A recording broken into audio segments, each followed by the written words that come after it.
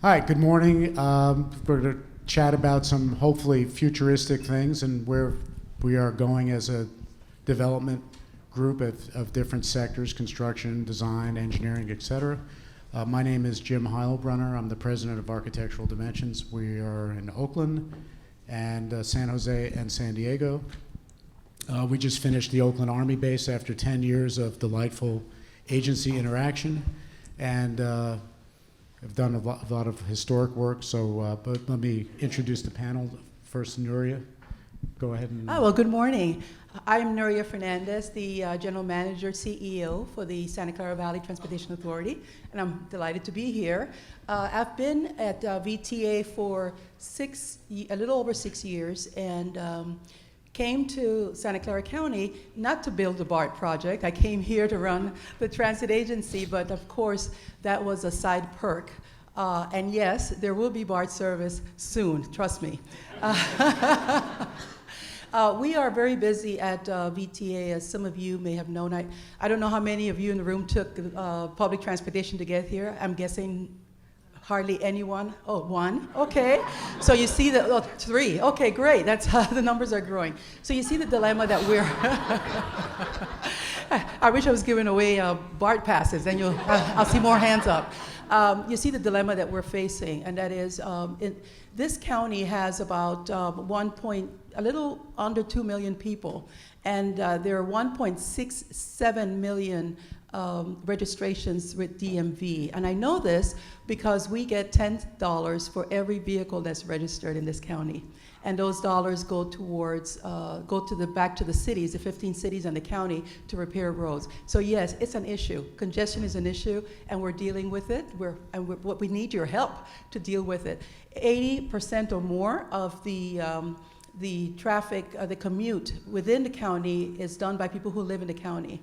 So we're not leaving, we're just moving around, and that's what we're trying to deal with. So, Erik?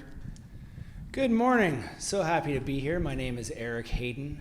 I'm the founder of Urban Catalyst. Urban Catalyst is a real estate equity fund that is focused on ground-up development projects. We're also developers, so we fund the projects that we build. Urban Catalyst has 7 projects in downtown San Jose. I know a lot of you are familiar with our projects. We are really looking to revitalize the downtown and really create a special place. Jeff? Good morning, everybody. I'm Jeff Current with Studio Current Urban Design and Architecture. I've been an architect in the Valley for 35 years. The first 27 were with the artist formerly known as Barry Swenson Builder, now Swenson. Ran a great team of architects there, and we did a lot of innovative design build projects over the years. Barry's definitely a pioneer in the Valley.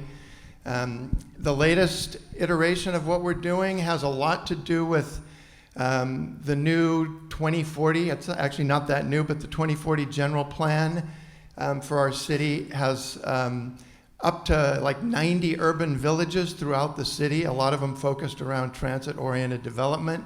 That's keeping our crew busy. We're working on a lot of 3 actually projects with Erik and his team at Urban Catalyst, and we'll talk about those in a bit. All right. Hey guys, good morning. Sorry, a little loud. Everybody awake? Good.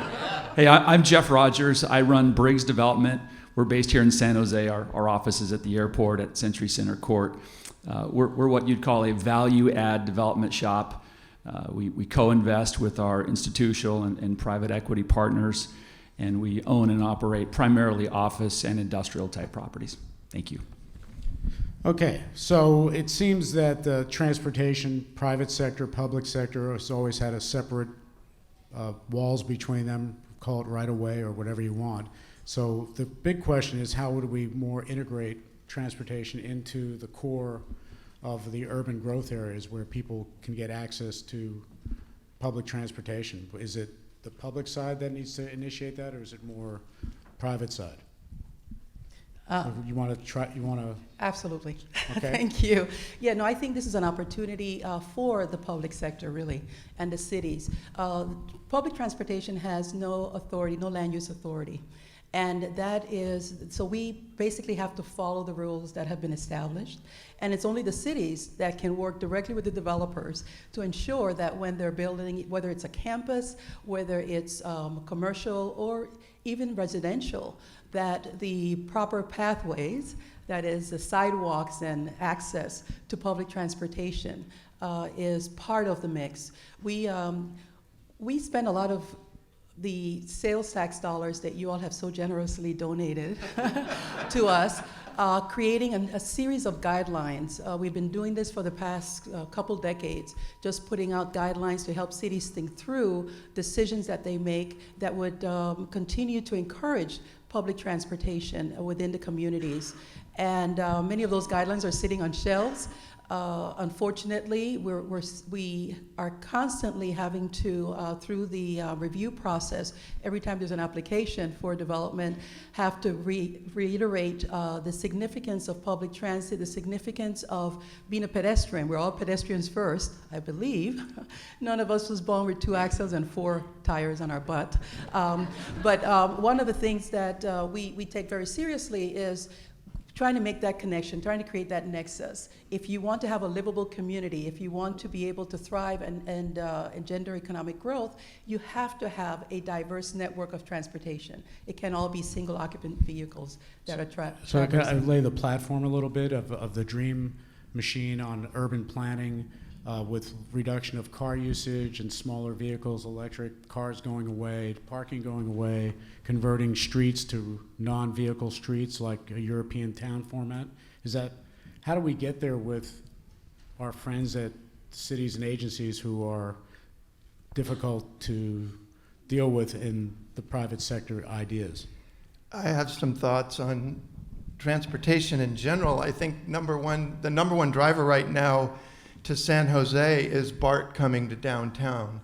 As soon as that tunnel gets digging, we're going to see activity like what is happening at the Milpitas station and the Berryessa station.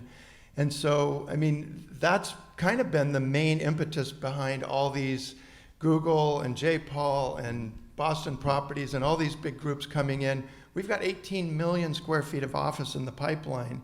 Beyond BART, I think the other notable things are the electrification of Caltrain. So there's another public transportation system that's getting away from dirty diesel and going to quiet electric engines. That's going to make a difference on the peninsula.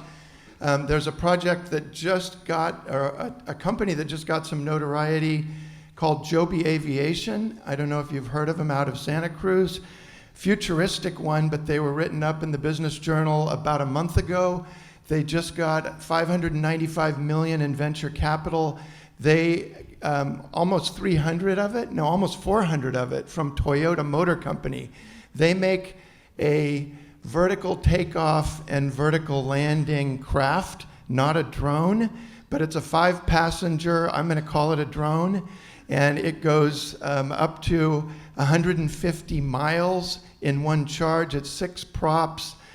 200 miles per hour. They're partnering with Uber. They've met with the related companies and several other companies and municipalities. That's kind of a unique private deal that's going on right now that could bring private aviation, in a big way. I think it's that last mile where rail stops and you don't quite make it to your office, where things like the scooters, the Bird scooters and Lyft scooters and all of those, as well as some of the bicycle programs have kind of taken shape, but all of that is helping to shape our kind of growth down here in the South Bay. The drone's not designed by an architect, is it? I'm just checking. No, it's actually the founder of scary. the Gorilla, what's that thing called? The Gorilla Pod? That's scary, okay. Yeah. I'll try autonomous vehicles first before I get into the flying Tesla myself. I think Jeff said the magic words, which are last mile. And so I think it was correctly pointed out that we have multiple modes of public transit that get us close to our destination, but it's that last mile that we think about and how do we solve for that. And so, I think about beyond new initiatives for street expansion or new modes of mass transit. I think of our existing roads and existing expressways and the condition that they're in, and I think it's a real concern. If you believe, as I do, and I think others do, that autonomous vehicles will be part of the solution for that last mile, I think that we need to have our roads be in better condition. There's no question, if you look at the national surveys, that for the last 2 years have ranked Bay Area local roads as being #1 worst condition in the country. It's a dubious distinction, and it's one that we should be concerned about. This is not a market where we dump salt on our roads to melt ice, so there's no great excuse for the condition of our roads. I do think, though, that there are better times ahead. I look at, in 2016, we passed Measure B, which provided a new sales tax source of revenue that, as you probably know, was tied up in courts for some time, but is just recently becoming available. And then about a year and a half ago, in San Jose, we passed Measure T, which was a bond measure which provided additional funding for local road repair and maintenance.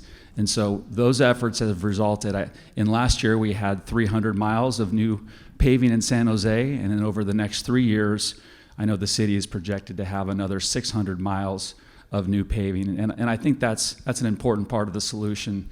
It's not just for gasoline burning cars, but I think electric vehicles, autonomous vehicles, we're gonna need better roads, and that's part of our solution.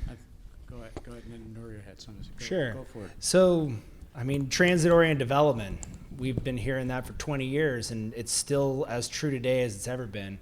I really liked her comments about how the transit agencies don't have land use authority and the cities do. And the cities have done a lot recently to create these transit-oriented hubs where they densify development around transit stations, but it's almost like they haven't even done enough.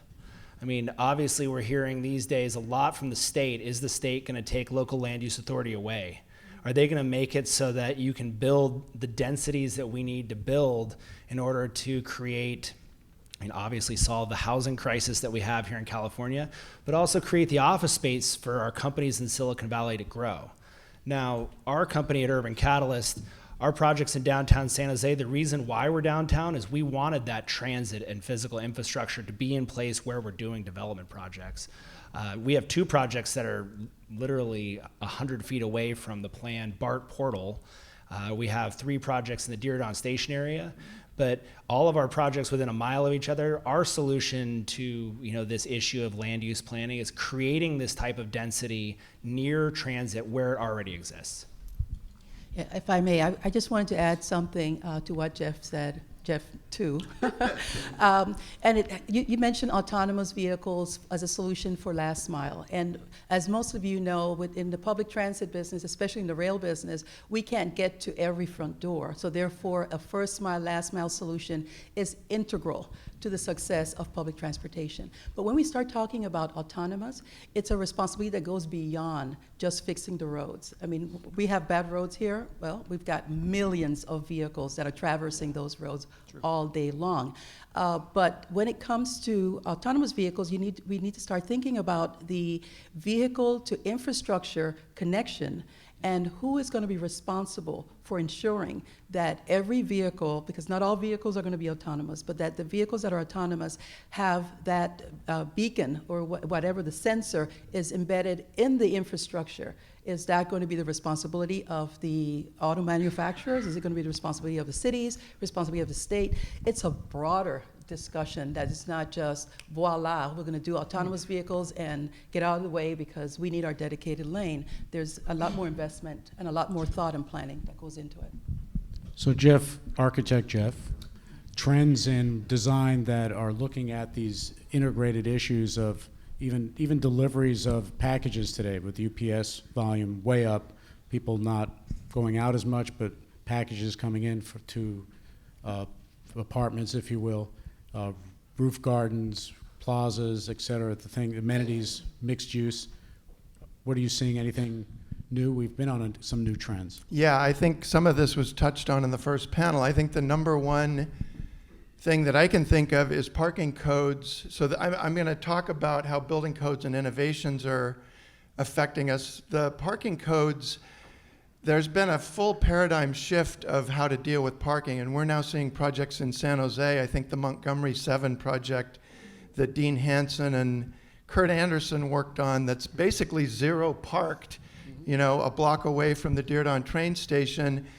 This is huge stuff. I mean, this is the stuff that we go to fight against neighborhoods over because the neighborhoods can't understand why anything like that could happen. And so I think parking is still the number one issue. We have this double-edged sword thing in California that's called CEQA, the California Environmental Quality Act.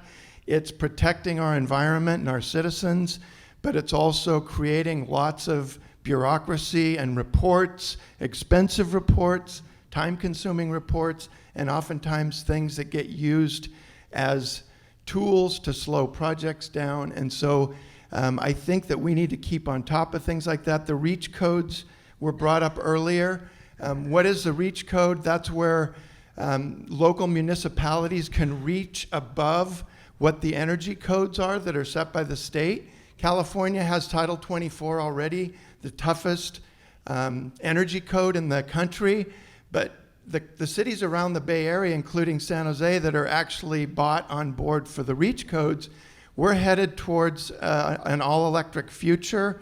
No more gas in a lot of projects. You're going to be cooking on induction heat and things like that.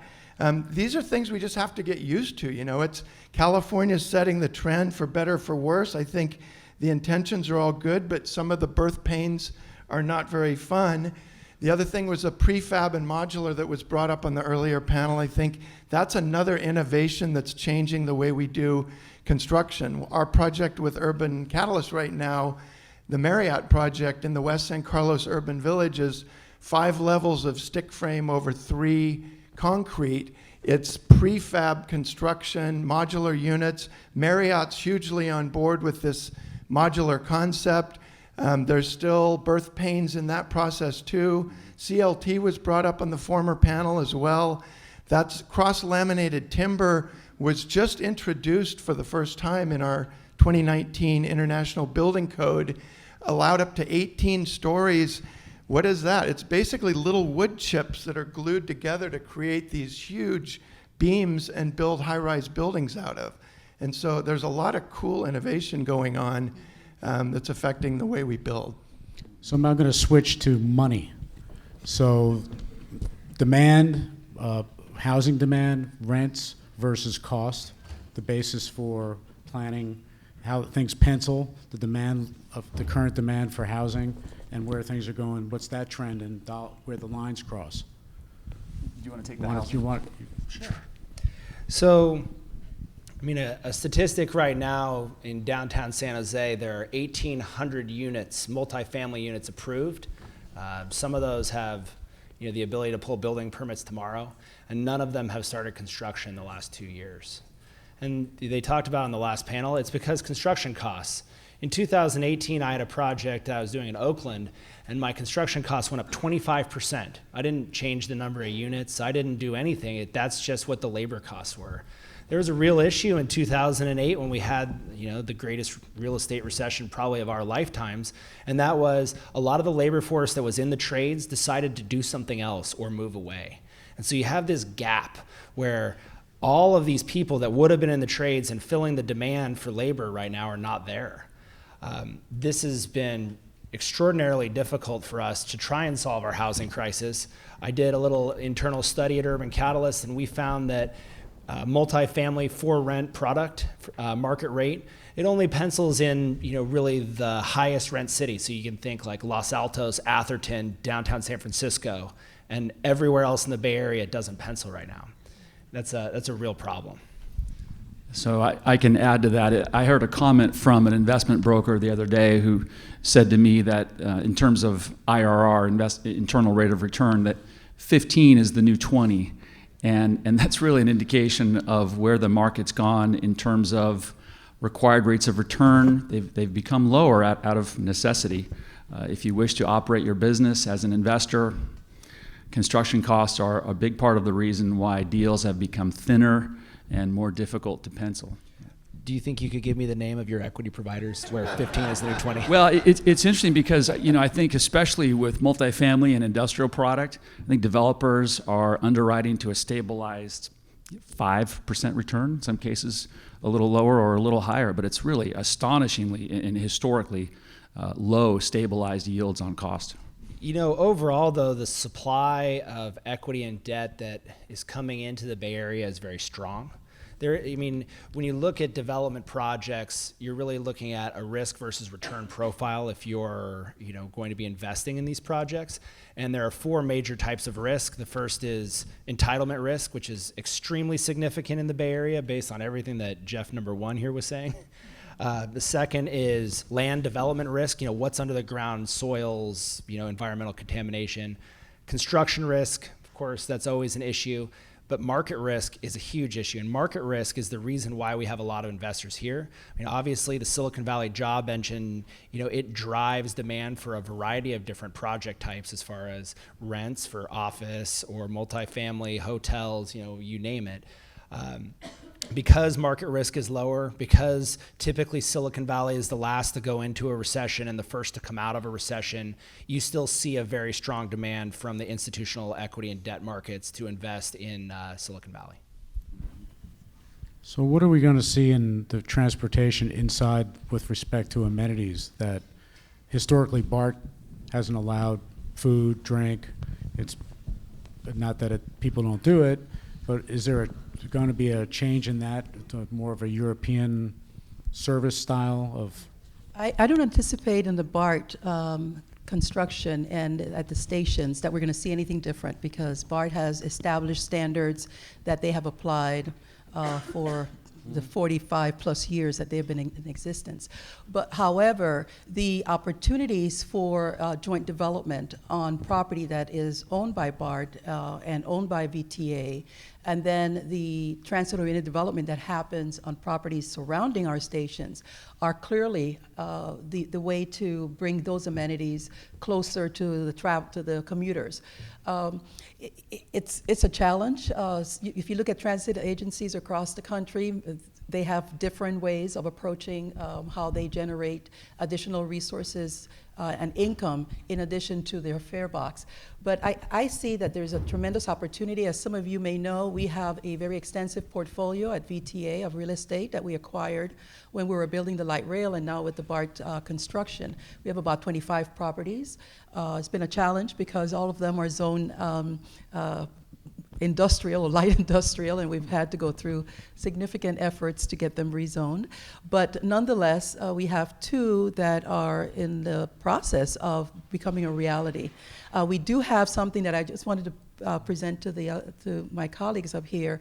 And as you all may know, the Valley Transportation Authority Board of Directors adopted an affordable housing policy that system-wide is 35% with an 80% AMI, and then per project is 20% with a 60% AMI. And I'm wondering what effect that is having on the responses that we are getting or not getting when we put out our properties for development. So I'll start with this one. Previous companies I've worked for, we acquired the VTA bus yard on West San Carlos Street from VTA. I also was instrumental in acquiring the Millbrae BART station. It took me 6 years to acquire the Millbrae BART station. That's just to get BART Board of Approval for our purchase contract or our long-term ground lease. It only took 3 years for the VTA bus yard. So whenever you get into an RFP process with a public agency, it does take quite a while. Yeah. As far as the below market rate housing requirements, in one aspect that's, it's a transit agency putting land use authority on top of local government's land use authority, so that makes it more challenging from an entitlement perspective. But at the same time, developers, I like doing great projects, and I have to get financing to do those projects, which means I have to meet a return hurdle.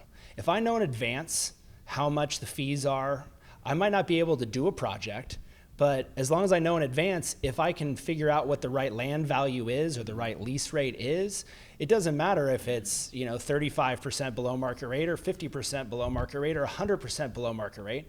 Now, if it's 100% below market rate, maybe I can't do the project, maybe nobody can. You can think about it, and this is more than just it's more than just public agencies' land. If land everywhere, San Jose, for example, has a 15% below market rate housing requirement, and it has about $25,000 a unit in park fees. So if you want, and that's for residential. If you want to see residential development occur, there's that site, maybe it's like a McDonald's or a Burger King, and maybe I could acquire it and I could build a 5-story building and build some market rate residential and do some below market rate too. But if the fees are too high, that McDonald's is never going to go anywhere. It's just going to stay there forever, and no one's ever going to build it. So there is a cost that when the local governments put these things on, you don't see as much ground up development. But like I said, I obviously love responding to public-private partnership offers. So send me your list. We'll see how it goes. So, what do you see as on the fee side? Well, how do we go to unpacking the logjam in the agency process, which we're all party to, and it's daunting. It's not being deregulated. We just started a new building code this year, which will slow things down as everybody tries to learn it in a short amount of time. And we just keep appending and appending and appending. We're not eliminating at all. It's just a constant growth of requirements and regulations plus interpretations. Yeah, I think part of the answer is in your question, and I'll give you my answer, and then I'd love to hear you talk about the way your firm handles this issue and the fact that you have a dedicated team to manage the agency component of projects. I think to Erik's point, certainty is really important to us to the extent that we can have less guesswork in our underwriting, for these different assumptions that municipalities can affect, the better off we are and the easier it is for us to do our jobs. I'm a big fan of the precise plan for downtown Redwood City. I think that's a good model for other downtown areas. I think there are many ways to get it done, but Redwood City has done a good job of providing certainty on entitlements parcel by parcel and block by block. And I think other cities could really learn from that example. Jeff, we're in the same boat on fighting through. Spend half of our time dealing with the issues of oversight and by agencies and requirements. Do you see any unpacking of the CEQA process or anything for that matter as we continue to? I don't know if I see the CEQA process getting any more abbreviated. I think that's going to continue to be a problem. I agree with both the guys on both sides of me that the more variables we can take out of the process, the more projects are going to get off the ground. And so it's very important that we get developers and real estate people together with the public sector policymakers to try and work out solutions. It doesn't get worked out when we sit in our own corners and complain about each other, which we're really good at. So I would say, we need to keep people at the table, talking about these things and working out solutions. I personally want to say, we have a housing crisis and we're trying to solve it. There's a couple municipalities that have done a great job of making a streamlined entitlement process for developers, downtown San Jose really being a part of that. But overall, it's not getting any easier. In fact, it's getting significantly harder. I mean, recently the Department of Toxic Substances just came out with new thresholds for what is defined as environmental contamination. Just so everyone knows, every single property throughout the Bay Area is environmentally contaminated now. 1 billionth of a part is the criteria. And by the way, there's not one building in the Bay Area that's fully accessible or ADA compliant either. More good news.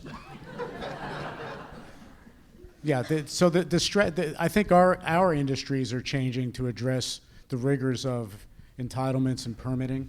We're seeing changes in how we do business and what we need to have on staff to do things. Jeff, you have different people on your staff that have different expertise other than our traditional pencil drawing? And yes, I think everybody in a firm learns to kind of take a role and run with it. I guess, I don't know. I'm not even sure I have anything else to add to that. I think that is something we're going to continue working on, are all these individual challenges of specialized, whether they're environmental, neighborhood, some of my team's better at speaking in front of the neighborhood groups. Right. Some people don't have the, capacity to hold their Stand up, right. hold their mouth, Right. and I'm right on the border. I try to be really nice at neighborhood meetings, and it's sometimes it's really hard, and Yeah, it yet is. it's a really good education for me. Yeah, I think you're- that's why we've never quite reached where we need to get to go, because we're constantly learning new things. Your jacket won't get through design review. Okay, well, thank you. That's what I was just telling you. I think a really nice It's sofa nice, gave though. its life for this jacket. It's so good. I love- Jeff, I like your jacket. James, would you just speak for a minute about how your firm handles this issue of interacting with agencies? Yeah, we carved it away to specialize not with an architect, but with people that are more legal, attorneys, if you will, that are responsible for discovery, tracking, fee determination, negotiations, all one source communication, taking that away from the architects who can focus on their work, or engineers who are not prone to they don't want to do that work. They don't want to make the call. It's hard to get people on the phone. So it's a constant thread, particularly with the fees. The agency fees in total today, what we see, are more than the whole consulting team for the duration of the project. So the hotel we're doing downtown here, 300 rooms, the agency fees, and they're not all decided yet because the city's in the process of adding another one as we sit here, will be over $6 million. So it's over $20,000 per hotel room in the Bay Area for fees. Now that's impact fees, permit fees, PG&E, trash, you name it, all what I call agencies. So managing that is a bigger discussion today than it ever was before. And of course, that's increased cost to the project, which we talked about earlier. And of course, there's more fees for consultants to deal with it. Well, and beyond the fees, I just think it's a novel concept, and it's smart to have individuals on your team or any firm's team whose core competency is relationship building and working with local municipalities and agencies. It gives them a chance to build relationships, understand what these folks need. These are good people who work in our local governments, and I think for them, constantly having a revolving door from the folks who work on these projects, and maybe it's not their core competency, it's not what they do day in, day out. The way you guys handle it makes sense to me, and I could see that being a trend that becomes bigger in our industry. Since you're sort of your agency here with us, how does your leadership drill down to the engineers and the people making these decisions with us to design things? How is there clarity from management to get it done? Because we've worked with ports and cities and see a lot of hesitation and fear in making decisions. Well, I think my team knows that, one, I'm always available to work with them and try to provide direction. But we're very clear as to what it is that we're doing. We have been entrusted with the public funds, and therefore we follow a series of guidelines, regulations, and rules. But when it comes to and just listening to this banter, when it comes to getting things done outside of our agency and having to engage with cities and the state government, I think it's important to have people who can actually not only convey what it is that we're trying to achieve, but also to get some of the technical people that don't like and not comfortable with this at the table. Because a lot of the questions that are going to be asked are going to be technical questions. And if you just look at getting people who are conversant in public relations, that may not get you what you need. But nonetheless, I think it's important. We are trying to get to a point where we have an outcome. So we need an output to get to that outcome. And I see it as a priority to make sure that, one, we're communicating, two, that if we're not getting responses, we know where to go. Because we too have challenges, believe it or not. It's not that public agencies get a pass with other public agencies. We're treated like everybody else. Go ahead, Jeff. Okay. So how do you guys handle your interaction planning? I mean, projects are we were talking earlier before we came in, Eric, about the length of projects, that 5-10 years to get something done. It's almost an unpredictable end. Yeah, is that to me or Eric? You can start, Jeff. Go ahead. Sure. Yeah, I mean, I think we try to be conservative in our assumptions on the time it will take and the money it will cost to get things done. And it is a challenge to deal with different agencies whose jurisdictions tend to cross over one another. I'm trying to think of a good example. I mean, we've recently built a new elevator where, you know, the agency of jurisdiction for elevators is the state of California. However, the city's also involved, and if you happen to be in a city where the agency of jurisdiction for fire life safety is the county, then the county's involved, and each of those three agencies has their own requirements. They can sometimes conflict with one another, and before you know it, what seemed like a simple construction of an elevator turns into months and months of negotiating amongst three different agencies, trying to get them to agree on the proper way to handle a construction issue. And so that's frustrating as a developer. And so to the extent that you know, we can have standards that you know, the local and regional governments agree on for a number of different issues that come up, it makes our jobs easier. But you know, we recognize that everyone's doing the best they can, and so we try to work together. So Jeff and Eric, you guys, Fountain Alley, the project architect, owner, together. Can you talk about the project a little bit? Is it on time and on budget? It absolutely is. All right, we're done. The Fountain Alley project is on the corner of First and Santa Clara in downtown San Jose. It's right next to the iconic Bank of Italy building. We're doing 73,000 square feet of office with around 13,000 square feet of ground floor retail. So it's right on Fountain Alley. We got a lot of press recently because we're proposing a 5,500 square foot rooftop bar. People love rooftop bars, apparently. It's going to be the largest rooftop bar in Silicon Valley with its own private elevator access. Thanks for designing that, Jeff.